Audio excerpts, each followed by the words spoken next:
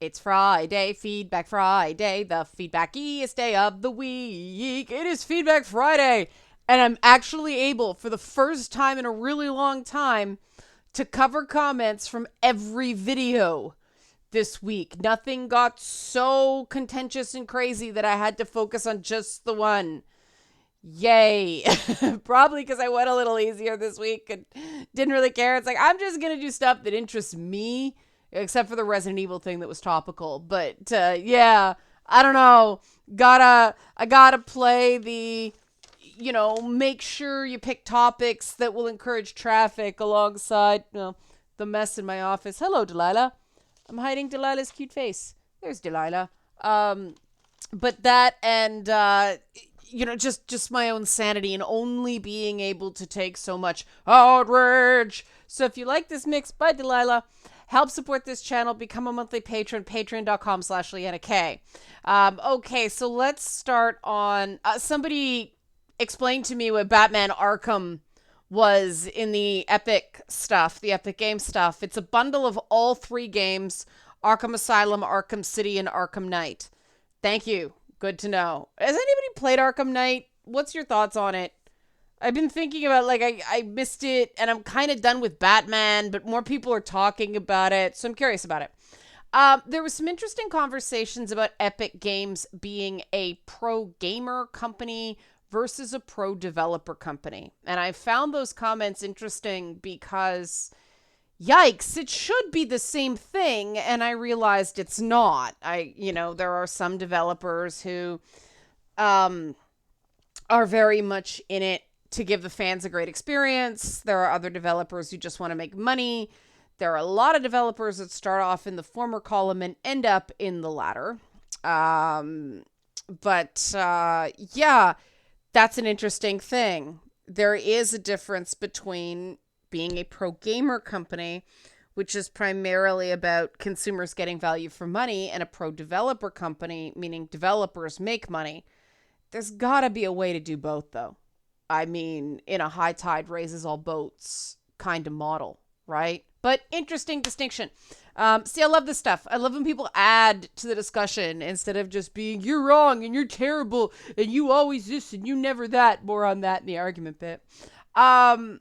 Moving on to Resident Evil. I know I'm kind of going backwards, but it's interesting that some people say that Resident Evil Village, they liked it well enough, but it's not a Resident Evil game to them.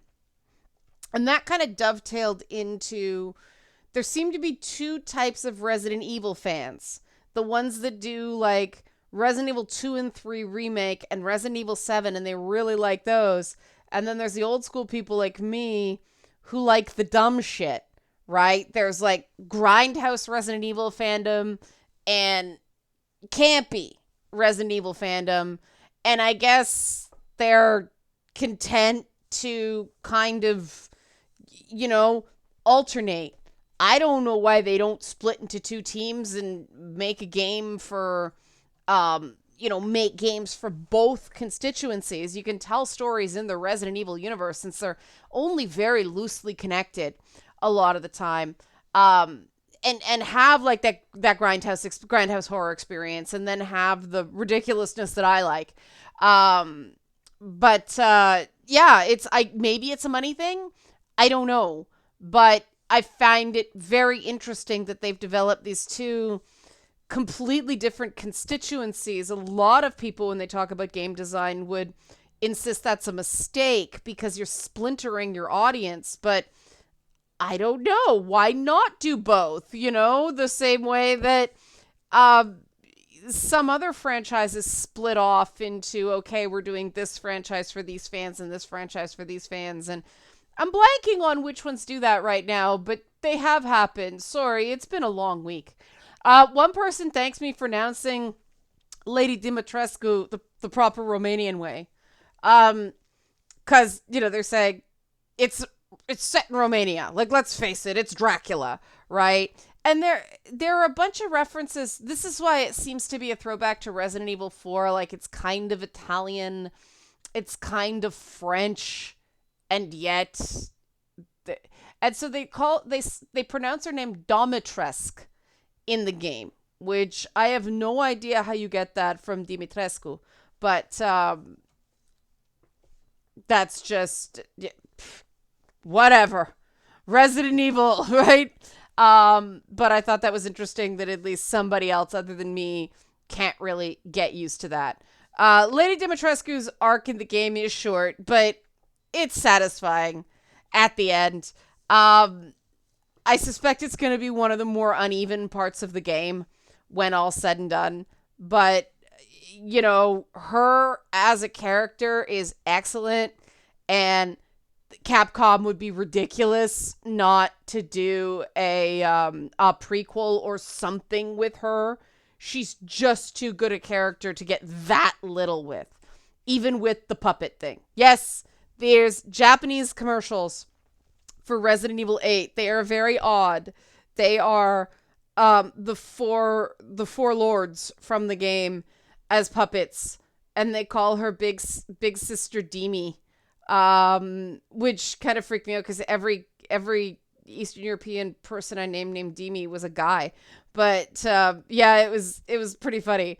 Very very out of left field. Oh, Japan, excellent. But yeah, the one comment, or on Darklord again, one of our better commenters, who apparently is getting comments shadow banned, and he's not the only one, and I'm trying to look into it, but unfortunately my former contact at YouTube left, and so I can't get answers. But yeah, if your comments are disappearing when you post them, that is not me. I am not doing anything. If I delete someone's comment or I ban somebody, I always say so somewhere. And that's for a reason, because the YouTube algorithm is fucked, and they do some crazy pants stuff, and they change things without warning, and there's nothing YouTube creators can do about it. So I go way overboard on the transparency with stuff like that. So you know that if it's disappearing, and I'm not saying, no guys, I did this, nothing's happening, right?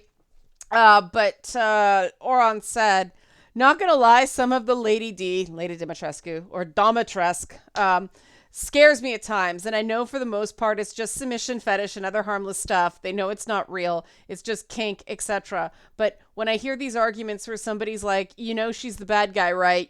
She'd kill you, and the fanboy just goes, yeah, but it'd be worth it, I'd be fine going out like that. I just have this instinct of, oh my god, you poor baby, you need some help, and also a shit ton of hugs. Because while I know they don't literally mean this, it feels like there's a grain of truth in that sentiment, a profound isolation, maybe COVID related, maybe more ongoing than that, which has given them an attitude of anything is better than this. A woman like that holding them, paying attention to them, at least acknowledging that they exist, even if she does something horrible later, those few moments of bliss would still be better than endless nothing. And seeing people, an apparently significant number of people, in that psychological state is profoundly saddening. I'm glad that Lady Dimitrescu is a breakout hit and brought people happiness, but I'm very disturbed by the societal conditions that caused her to be one. I've seen that too, but I'm extrapolating this to overall online anything, like online conversations have become insane, like disturbing, not like insane funny, not like just off the wall. Like I'm with Oron on this. There is a dark edge to a lot of things. And I read that comment because I do think it's important that while we're all sort of joking around, and I think a lot of us are blowing off steam regarding Lady Dimitrescu or Domitrescu. I know I am. I know while I was playing the game on Twitch, I said a lot of things I normally would never say, but it was funny and kind of cathartic. I think we're in that place. I think some people are going, I'm not going to say overboard, but farther than they would normally go, because it's just such a release that somebody just made a female character in a video game that's literally larger than life and just fun. Like, yeah, it's a horror game. Yeah, she like slices off your arm with a finger when it suits her. But she's glamorous, but like not just typical, stereotypical. We're gonna make hot girl. There's a specificity to her look, and it's unique and well thought out. And I mean, the actress just goes for it in the performance. And it's just, I don't know, it's like this breath of fresh air. And I can understand why people would start hyperventilating, but there is this sadness. Like, I've found a similar thing through people just freaking out on me because for whatever reason I'm not like some kind of internet mommy. I'm I'm very much auntie territory. I don't do mommy stuff because there's just too many people, and I don't want to do half measures with someone. I don't want to feel like somebody felt supported, and then because I'm talking to 200 people through DMs and deep confessional conversations, that I just kind of left them hanging. So I do definitely keep walls up, and I do definitely go, no, not cool, very early. And that seems to trigger something in some people because it doesn't meet whatever preconceived inaccurate expectation they had of my role. I don't know what to do about that.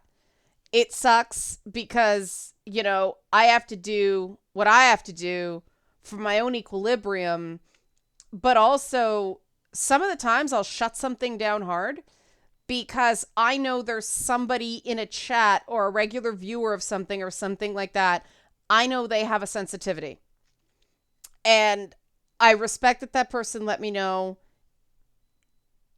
it's a valid sensitivity, right? When I find out this person's story and I hear what the issue is, it's like, all right, fine, fair. I see your argument. And so I would rather be the bad guy than that person who, is more vulnerable. Because no matter what I do, I piss somebody off somehow. So I'd rather take that hit than somebody who is, trying to claw their way back from some pretty serious abuse. And quite frankly, to me, if I had to pick a priority for the stuff I do online, it's going to be that, right? I'm never going to hurt people knowingly for money. I would rather help someone heal and make less than, just be an opportunist, essentially, and just keep hitting the buttons that get a ton of views. Now, some of that involves being a step on me mommy to people. And it's really funny how people are great with that with fictional characters. But when you get a woman who's like, in real life, it can be pretty different. But one thing at a time, right? Obviously, media is safer. I do agree with Oron that there is definitely a profound loneliness out there that I am a profoundly introverted person. I am great with being alone without being lonely. I intellectually recognize that other people are not like that. I have struggles relating to that just because it's not my experience, right? Like, I'm one of those people that needs a lot of everybody screw off time just because that's my process. No matter how positive a lot of feedback is, if it is a lot of stimulus, if it is juggling a lot of people's emotions, it gets really overwhelming. And I have to go, I'm gonna go pretend to be a biker in Days Gone. Okay? Like, yeah, that's solitude. That, I think that's why I enjoy games like The Long Dark as well. There's an element of solitude to it that you cannot get in crowds. I don't know if that's just because I'm more sensitive than average to the emotions of other people around me, but there you have it. So I just thought with all the joking around and everything like that, it was appreciated that somebody would offer that empathy and offer the fact that, like, all kidding aside, yeah, people do give a shit that there are people out there that aren't doing well. So, pivoting to that, Wellness Wednesdays. The topic today, because a lot of people don't watch Wellness Wednesdays, is how to argue. There was some really interesting feedback. One person had Polly the polar bear added to the rules I gave for arguing, which some people reacted very badly to for reasons that it was just an organization, bullet points of thoughts. It wasn't, it wasn't anything more than that. But not saying always or never in arguments. I left that out just because I'm tired of trying to get people to do that. I do my best to avoid that. When someone says, you always or you never, I mean, that in a very rare instance, that might be true, but very often it's not. And very often that's just something spoken out of emotion. And it's a great way to push people's buttons. So, when somebody does that, it's an immediate tell for me of, well, this person's either really emotional and we're not going to get anywhere right now because of that. And then we get into the thorny situation of this person just wants to yell at somebody and they've decided that person is me and I'm really not interested in being yelled at by them. I don't know them and I'm not getting paid to be griefed on. And then they get even more upset, but there's nothing for it. I think it's really important that people keep in mind that words have impact, even if it's just the exhaustion of trying to give someone a venting outlet that clearly will not appreciate it, but clearly needs it. And then this is an interesting segue into the next commenter. Dash X0 made an interesting comment, and I actually sat there and read this comment about 4 or 5 times just to make sure I read it accurately. They said, I've had confrontations where I followed those rules and didn't go for the throat and felt terrible afterwards because the other person felt they had won after I walked away. I could have eviscerated those people and I felt bad for not eviscerating those people. What's the deal with that? Is it one of those damned if you do, damned if you don't things? In my experience, people hate it when you mind read and are incorrect, but people tend to hate it more when you mind read and are dead on, and that's when their gloves come off. All I can say, I can say a lot more, but if you haven't seen the Rocky movies, Dash X0, those are wonderful balms for that idea that you didn't go for the throat, so the other person thought they won.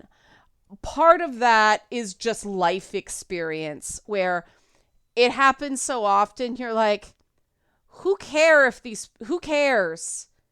if these people think they won in a competition of go for the throat?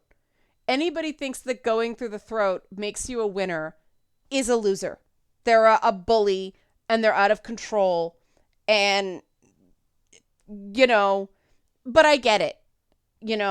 I'm saying this to sort of make you feel better about it, but I have felt that. A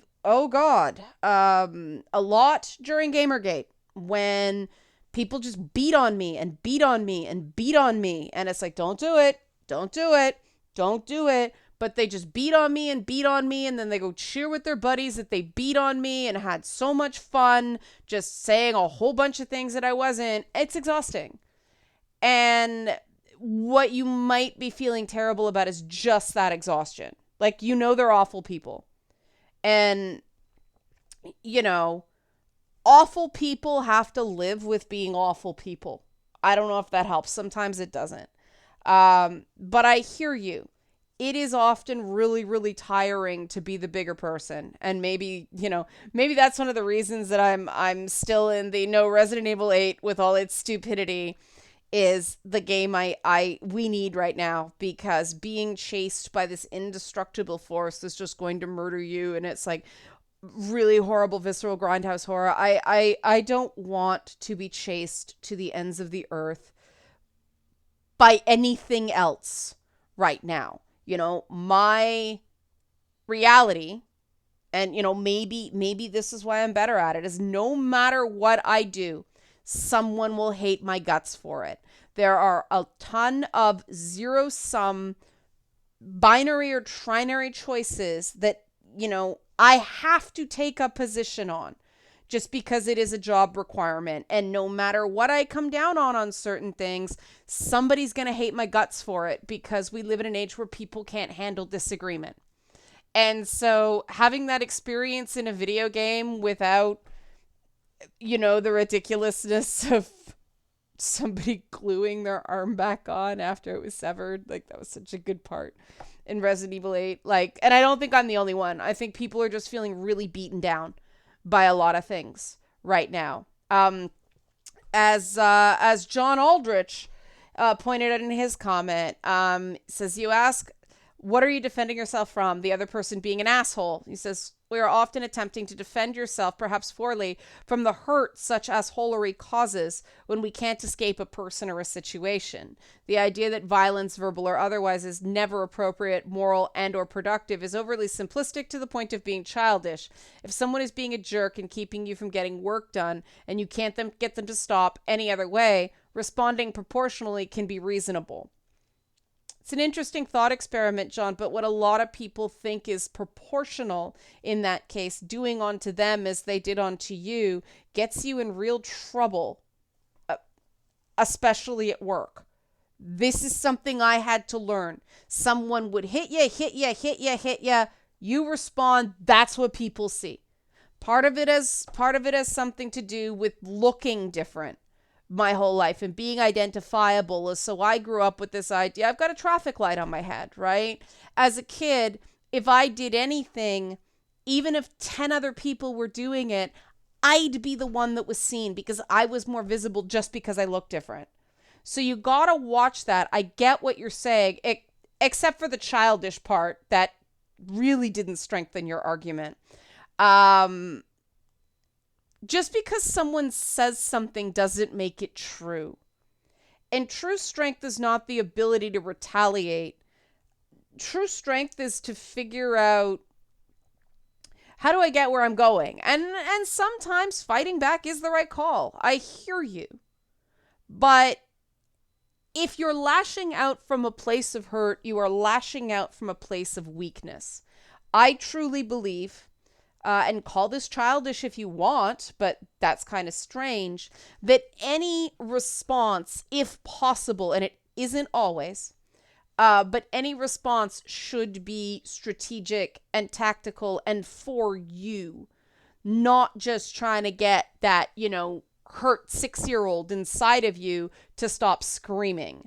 And I find it very interesting that you accused me of being childish when I didn't insult you.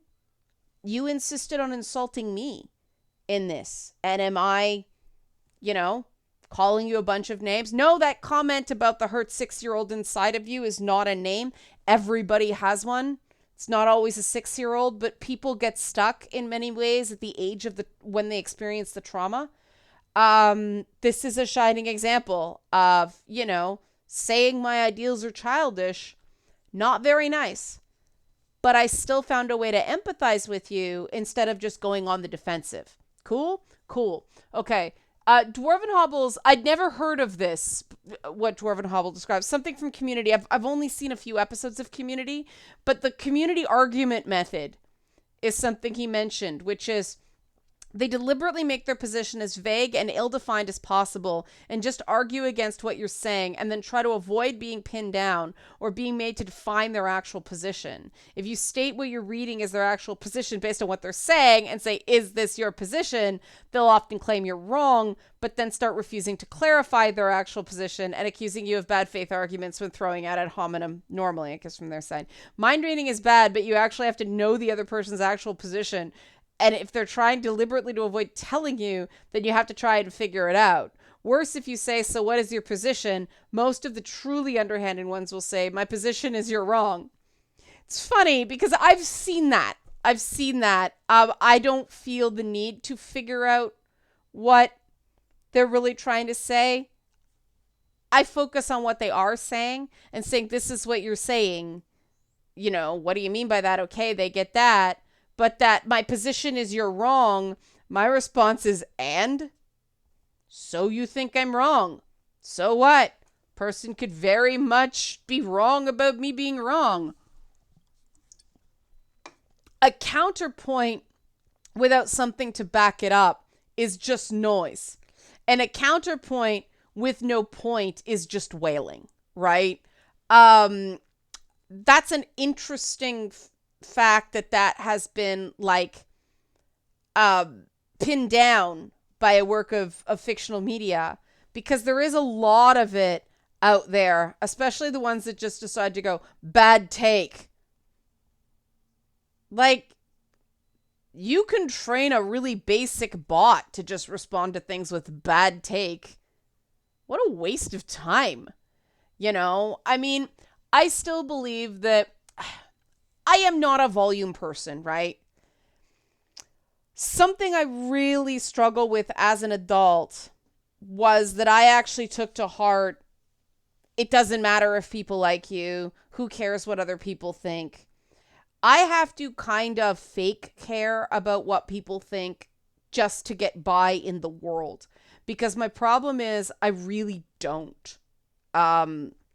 For a number of reasons, some of which is introversion. I keep my own counsel. I know who I am and what I stand for. And somebody saying I am somebody completely different than who I am, I had to learn the hard way that you do have to sort of clean that up or fight back sometimes because of the reputational damage it'll cause, because people just want to believe shit. People do. But, you know, the nice thing about not really caring is that while I find the conscious exercise of replicating that for my own good profoundly exhausting, I don't have a lot of regrets in the grand scheme of things. And I find people that do this arguing to argue or arguing via vagary just because they have some need to, you know, virtue signal that they're on the right side of something. I feel sorry for them. Yes, they may be part of an online mob that can make me temporarily miserable and they hate bomb my channel. The problem is, every single time they do that, it becomes less powerful because, hey, I survived the last 20. What's 21? Put it on the pile, right? I also want a certain quality of viewer, so I'm willing to take that hit. But I hear what you're saying. I just, to be completely honest, I find people who do that profoundly pathetic. And there can be reasons for that, but at the end of the day, everybody is accountable for what they do. And then I'm going to leave with sort of a question, more of a statement from Edmundo Lastra, sorry, not Lar. I have a friend named Lar, so I put a Lar in Lastra. Edmundo Lastra, okay. As someone that has been through some stuff and used some of this advice to get through some tough times with a loved one, I can say it helps immensely, especially setting up boundaries and dealing with one thing at a time. These things are hard to do, especially if you share a living space with the person in question, but try to stick to the rules to help you get through it. Now, one question I have, and my brain may be scrambled, but I've always viewed arguments and fights as different things, mainly in that an argument you are trying to come to terms on or some sort of agreement or resolution. A fight, on the other hand, is a thing that you're going into to win, not necessarily something you want to do to someone you care about. I try to think of it as have less fights, even if it means more arguments, but maybe I'm not really correct in that evaluation. Any other thoughts? I mean, Edmundo, anything that creates order, creates separation in your head is a good thing. It's not a question of right or wrong. I make distinctions between debates and arguments, right? A debate, you focus on ideas. Arguments are attacking people, but it's essentially the same thing, right? With different words, right? That's why when people are like, do you do debates? I'm like, I do an actual debate, but usually what goes on online debates or YouTube debates is more of a food fight. It's not a be it resolved that with, Oxbridge rules and all that. It's a couple people flinging shit at each other that bounces off and becomes red meat for their base. And I have no interest in doing that. I think that is part of the race to the bottom in the discourse that we're all experiencing, and has so many people afraid, as so many people run down, so many people terrified of cancel culture. And with all the craziness that's been going on of late, have a look on social media and notice how many people just get flung a ton of shit at, and then they go on and they're just fine. Like, I disagreed with something Trevor Noah said this week, but he'll be fine, right? Gal Gadot was trending for like 3 days because people are angry with her. Gal Gadot will be fine. Rihanna got canceled by people over same thing. Rihanna will be fine, right? Like, keep an eye out for these people who get dogpiled and walk away relatively unscathed. Because it's really important for you to notice the times that wasn't the end of the world. As well as the times that were like the Gina Carano things where she just got a really raw deal. And I think in that case, there needed to be an intervention earlier, and the process needed to go slower. I think that was just an unfortunate circumstance where once that mob got... Companies still don't know, no matter what they say, a foolproof way to deal with some of those really nasty pile-ons. When some group online determines they own someone and they're guilty of thought crimes, right? Like, brands still haven't really figured out what to do about that, because up until recently, brands could just drop that person and get another one, and they were interchangeable. And it's really not so easy to do that anymore. In some places it is, in most places it isn't. People remember. But there are plenty of people that people get mad at online, and so what? Right? So what? They continue.